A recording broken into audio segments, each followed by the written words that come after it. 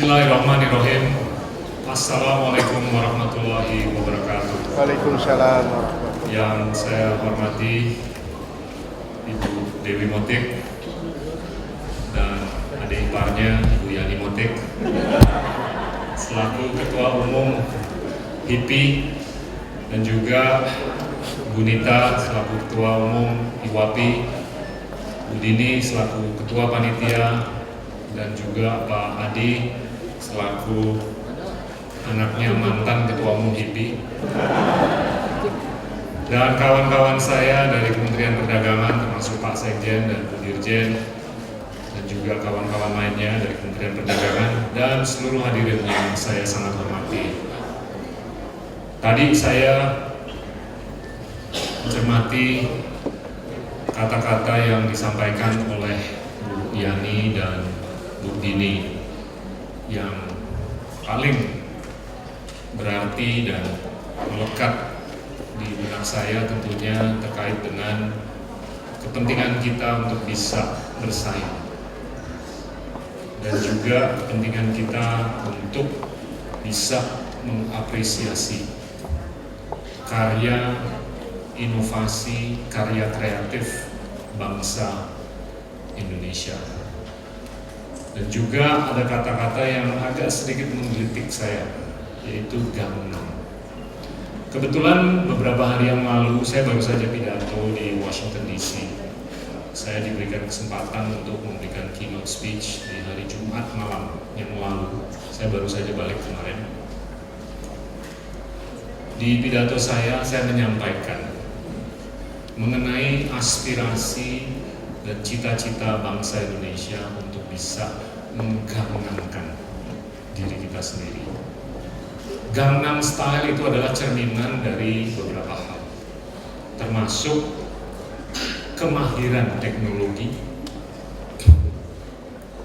kesuksesan proses demokratisasi, kemakmuran perekonomian yang kental dengan pemerataan, dan juga kekayaan budaya suatu negara, yaitu Korea Selatan.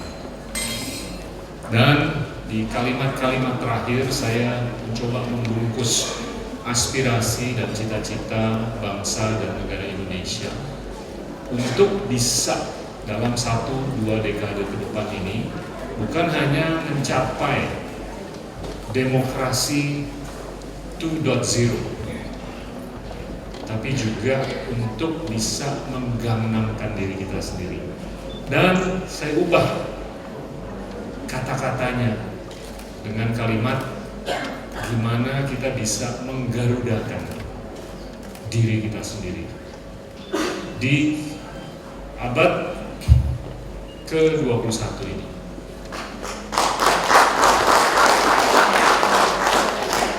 Kalau kita lihat beberapa dekade terakhir, 3, 4, 5 dekade, saya rasa kita harus bisa menghormati, mengucapkan terima kasih, dan juga menyampaikan apresiasi pada mendiang Bung Karno, dan juga Pak Harto, Pak Habibie, Gus Dur, Bu Megawati, dan Presiden SBY yang telah meletakkan banyak batu fondasi kita untuk bisa lepas landas di abad ke-21 ini. Bahkan bisa juga berteori gimana kita bisa mengambil sikap yang bijaksana dan tepat untuk milenium yang berikutnya ini, yaitu milenium ketiga.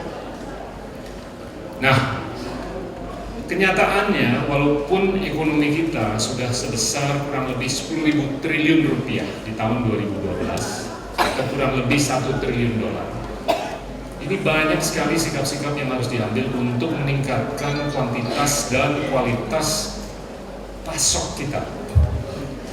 Saya lebih berpendapat bahwa paradigma ke depan ini adalah untuk gimana kita bisa menjadi eksportir yang paling efisien, bukan berparadigma gimana kita bisa bersuasembada.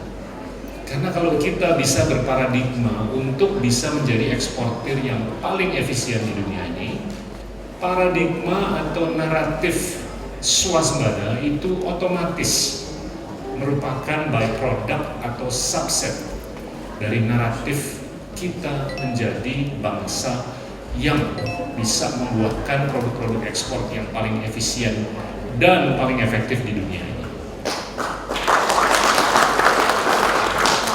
Kenyataannya, Bapak Ibu sekalian, ada masih beberapa sektor yang masih harus disikapi, khususnya pertanian dan juga manufaktur dan juga pendanaan. Di sini ada Ibu Velia yang datang dari sektor perbankan yang sangat menyadari kekurangan dan kelebihan kita, di mana tesis pinjaman, kalau kita lihat neraca pinjaman sektor perbankan kita, itu masih agak sedikit berbau konsumtif, agak kurang berbau investasi.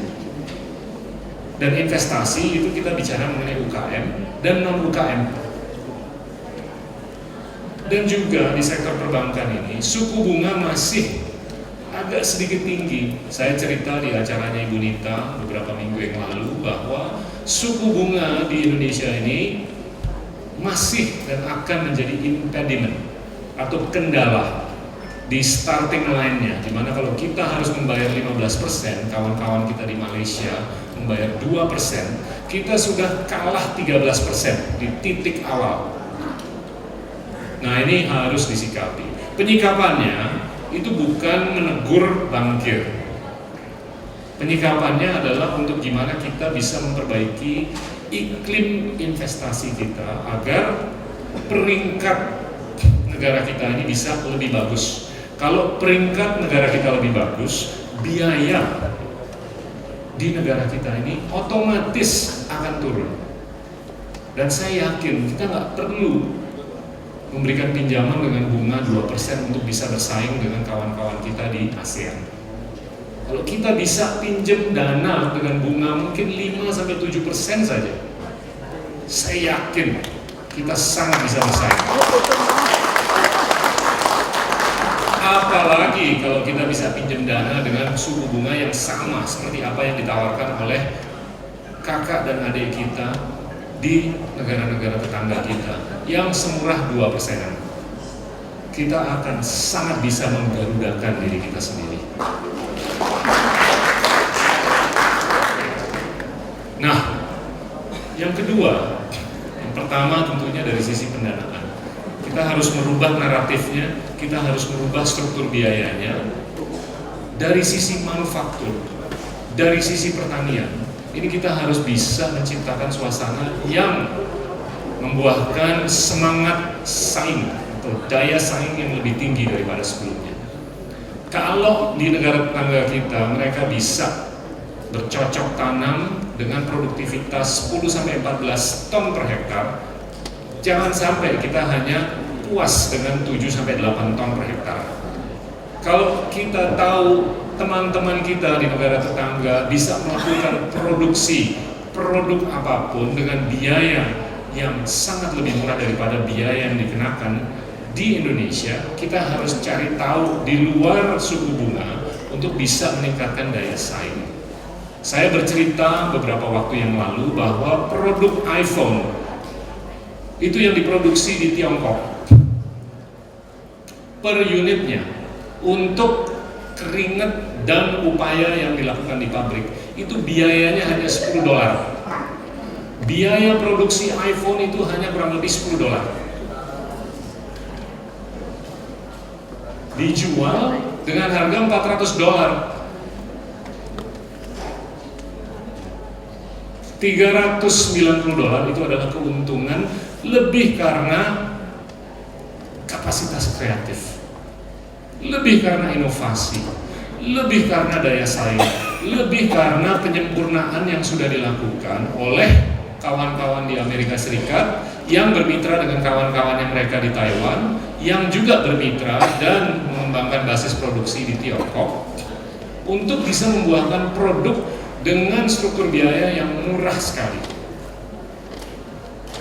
Tapi jangan terlalu ikhlas kita untuk terus membeli produk-produk yang dibuat di luar negeri. Beberapa waktu yang lalu saya sempat ke Roxy menemukan ribuan produk-produk yang semestinya sangat bisa dibuat oleh teman-teman kita lulusan UI, ITB, UNPAD, UGM, Udayana, ITS, dan lain-lain. Adik-adik kita yang semestinya bisa membuat handphone. Satu handphone yang dibuat di luar negeri adalah satu handphone yang semestinya bisa dibuat di Klaten. Satu produk apapun selama itu masih dalam batas wajar yang dibuat di luar negeri adalah satu produk yang bisa diproduksi di dalam negeri. Apalagi kalau produk itu diselundupin ke sini, itu sangat melecehkan kita.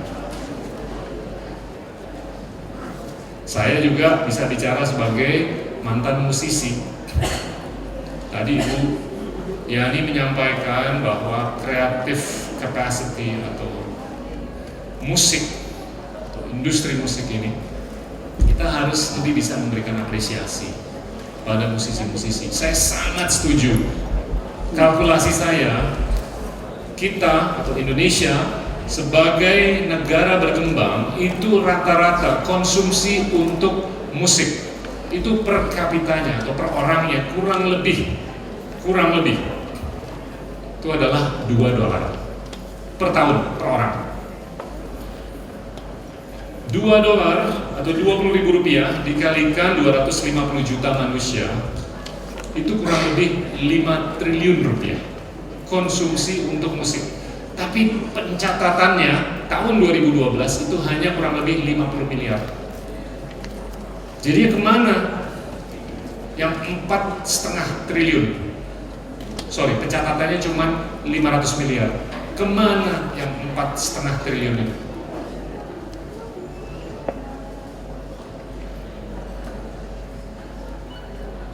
Saksi matanya banyak di sini. Yang kalau beberapa waktu atau setiap waktu itu kita pergi ke tempat-tempat yang mendagangkan produk-produk bajakan. Jadinya mungkin semangat yang saya mau sampaikan selaku Menteri Perdagangan adalah kita harus lebih bisa bijaksana sebagai konsumen. Setiap kali kita mau beli produk bajakan, berpikir 2 kali.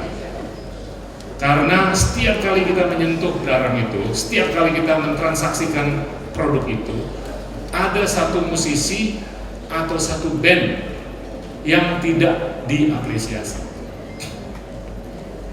Nah, ini kita mau mengambil langkah-langkah untuk bisa meningkatkan kesadaran kita semua bahwa hal-hal seperti itu mungkin bisa disikapi hanya dengan cara yang kolektif, tidak secara individu saya rasa. Nah, ini semangat kebersamaan mudah-mudahan sudah dan akan terus digalang oleh kawan-kawan dari HIPI dan juga dari IWAPI dan juga dari organisasi lainnya yang mengerti bahwa apresiasi terhadap siapapun yang bisa berkarya, termasuk interior dan craft, termasuk musik, termasuk kreatif industri lainnya yang harus diberikan apresiasi. Kalau tidak, kita tidak akan bisa menggarudakan diri kita sendiri. Kalau tidak, kita tidak bisa membesarkan kue ekonomi kita. Kalau tidak, kita tidak bisa mengedepankan semangat demokrasi. Kalau tidak, kita tidak bisa meningkatkan kemakmuran dengan pemerataan. Kalau tidak, kita tidak bisa menunjukkan kebudayaan kita. Di Tanah Abang itu banyak batik buatan luar negeri. Sadarilah. Dan gak ada alasan kita harus beli batik yang dibuat di luar negeri selama di dalam negeri kita bisa memproduksi batik itu dengan cara yang kompetitif. Kita juga jangan komplain, tapi kita juga tidak mengambil sikap untuk meningkatkan daya saing kita, untuk menurunkan struktur biaya kita. Nah, ini harus dilakukan secara kolektif dan ini akan memakan waktu yang cukup lama, tidak 1, 2, 3 bulan saja, tapi saya rasa memerlukan beberapa tahun. Tapi saya yakin anak-anak muda sekarang itu ngerti dan merangkul paradigma abad ke-21. Saya yakin bahwa anak-anak muda sekarang itu ngerti ke depannya harus kayak gimana. Saya yakin bahwa anak-anak muda yang sekarang ini pengen bahwa industri kreatif kita termasuk interior dan craft ini sangat bisa diberikan apresiasi dengan unsur yang sangat penuh rasa tanggung jawab. Kalau saya boleh menyentuh sedikit perasaan Bapak Ibu sekalian, ini kedepannya prospek kue ekonomi kita selama 20 tahun ke depan itu kurang lebih totalnya secara kumulatif PDB kita atau kue ekonomi kita 20 tahun ke depan itu secara kumulatif kurang lebih 600.000 triliun rupiah. Nah, 600.000 triliun rupiah, tolong dicatat. Dan konsumsinya itu adalah kurang lebih 60% dari angka itu, yaitu 360.000 triliun rupiah. 360.000 triliun rupiah itu angka secara kumulatif. Jadi kalau ditambah konsumsi tahun ini, tahun depan, tahun berikutnya sampai tahun ke-20 di jumlah totalnya itu 360.000 triliun rupiah. Jangan sampai mayoritas atau sebagian besar dari angka itu diisi dengan produk-produk yang dibuat di luar Indonesia. Setuju nggak? Setuju nggak? Ini bukan paradigma anti-impor. Ini paradigma yang sangat proporsional dengan keberadaan kita dan aspirasi kita untuk bisa mengisi konsumsi kita dengan produk-produk yang wajar bisa dibuat oleh adik-adik kita ke depan. Ini bukan mengenai pembuatan roket, ini mengenai pembuatan produk-produk yang basic yang akan dikonsumsi siang dan malam. Kalau bicara dengan pimpinannya Samsung, siapa yang berpikir 5-10 tahun yang lalu kita akan berkomunikasi dengan alat Samsung? Siapa? Dan jangan berpikir bahwa dalam beberapa tahun ke depan kita tidak akan mandi dengan sabun Samsung. Asli. Ini kalau berbicara dengan pemimpin-pemimpin perusahaan konsumsi di dunia, itu mereka sudah berpikir gimana untuk bisa mengindoktrinasi siapapun di dunia di planet ini agar mereka mengkonsumsi produk-produk yang ada mereknya mereka. Begitu kita tidur, matrasnya harus mereknya mereka. Begitu kita bangun, wakernya harus merek mereka. Begitu kita mandi, sabun, shampoo-nya harus merek mereka. Begitu kita mengeringkan diri sendiri, anduknya harus merek mereka. Sampai kita tidur lagi malam harinya. Dan, mohon maaf, pemimpin-pemimpin perusahaan konsumer di dunia itu berpikir untuk mencari pasar yang seksi. Pasar mana yang seksi? Indonesia, India, Brazil, yang propensitas konsumsinya tinggi sekali. Di mana di dunia ini yang memiliki 250 juta dan porsi konsumsinya 60% dari PDB? Nggak ada kecuali di Amerika Serikat, Indonesia, dan India dan Brazil. Nah, ini semua karena profil demografiknya yang sangat muda. Anak-anak muda itu jauh lebih konsumtif daripada yang lebih tua. Nah, ini bukan hanya harus dimanfaatkan untuk kepentingan kita untuk menginsulasi diri kita sendiri dari gonjang-ganjing di luar negeri kita, tapi juga harus dimanfaatkan oleh kita semua untuk menyadari bahwa loh, ini luar biasa kesempatannya. Dan kita harus bisa mengisi lubang ini dengan paradigma yang tepat, dengan paradigma yang bertanggung jawab. Oke, kayaknya batas pidato saya nih. Dengan paradigma yang bertanggung jawab, dengan paradigma agar kapasitas produksi dan produktivitas kita itu terus bisa meningkat, dengan paradigma agar kita bisa lebih bersaing. Jangan bermanja saja, tapi harus bisa lebih bersaing. Saya sangat merangkul filosofinya hippie, tapi ini kita hidup dalam kenyataan atau dengan kenyataan yang penuh gonjang-ganjing dan penuh jiwa kompetitif dari negara ASEAN, dari negara-negara Asia Pasifik, dan juga negara-negara di luar Asia Pasifik. Jangan sampai this will all get wasted. Kita harus manfaatkan the moment of truth dan juga 1 dekade ke depan. Terima kasih banyak. Wassalamualaikum warahmatullahi wabarakatuh.